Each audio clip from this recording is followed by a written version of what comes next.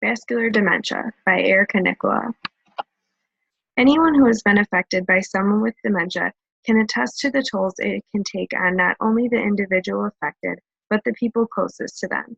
Dementia is an umbrella term used to describe a group of symptoms characterized by behavioral changes and the loss of cognitive and social functioning. Vascular dementia is a decline in thinking skills caused by cerebrovascular disease, a condition in which blood vessels in the brain are damaged and brain tissue injured, depriving brain cells of vital oxygen and nutrients. When most hear dementia, Alzheimer's is usually the first in mind. Vascular dementia proves a very interesting topic due to the similarities of symptoms vascular dementia has with other diseases, often making it underdiagnosed. Surprisingly, vascular dementia is widely considered the second most common cause of dementia after Alzheimer's disease, accounting for 5% to 10% of cases. The demographic for vascular dementia is primarily those of advanced age, those who have suffered a stroke or heart attack, and those who suffered from atherosclerosis. Risk factors for vascular dementia are those who have had a stroke or TIA, hypertension, high cholesterol, heart or blood vessel disease, diabetes, and atrial fibrillation. Any disease or condition in which the blood flow to the brain is affected can put someone at risk for vascular dementia. Imolo states that vascular dementia has been one of the more difficult forms of dementia because its symptoms do not fulfill all of the traditional criteria for dementia, although it has significant impact on quality of life and ability to complete activities of daily living. The concept of vascular dementia has been recognized for over a century, but its definition and diagnostic criteria remain unclear and generate much confusion and debate, although several clinical criteria have been used for defining vascular dementia.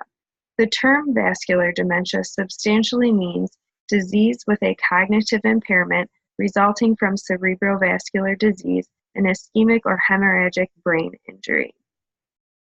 Imolo also states that postmortem pathology shows 15 to 34% of dementia cases show significant vascular pathology.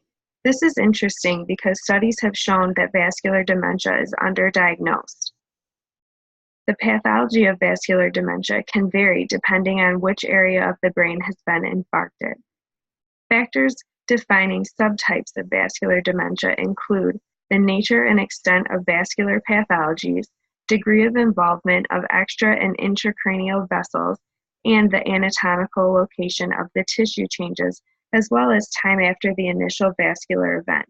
When blood flow to the brain has been impaired, this causes damage to the brain, which can lead to vascular dementia. The signs and symptoms of vascular dementia can vary widely depending on the severity of blood vessel damage and the part of the brain that is affected. While researching the signs and symptoms, one could see how these symptoms can easily be diagnosed for something else entirely. The Alzheimer's Association discusses that symptoms may be most obvious when they occur soon after a major stroke.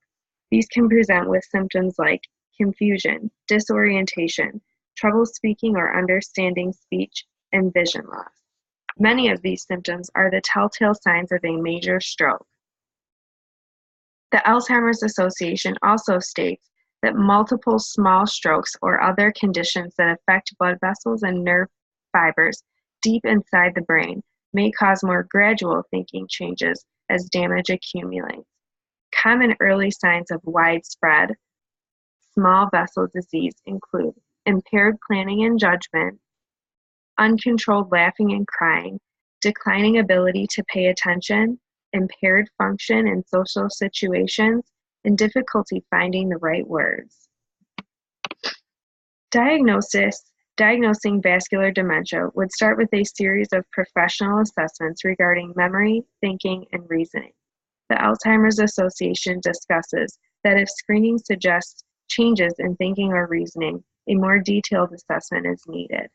They also suggest in-depth neurological assessments of the nerves and reflexes, lab tests including blood work and brain imaging such as an MRI. The nurse's responsibility would be obtaining a health history, specifically including a familial history of dementia, evaluating activities of daily living, also input from a trusted family member or friend regarding any changes in the patient's behavior or personality. We can do many things to help reduce our risk of diseases that affect our heart and blood vessels that could in turn help reduce our risk of vascular dementia. These include not smoking, exercising, eating a healthy diet, limiting alcohol consumption, and keeping blood pressure within normal limits. It is important for us to be aware of the symptoms of vascular dementia as we care for the elderly population. Vascular dementia is a disease that all persons, especially those working with the elderly population, need to be aware of. Its similar presentations of symptoms with that of a stroke make vascular dementia sometimes difficult to diagnose.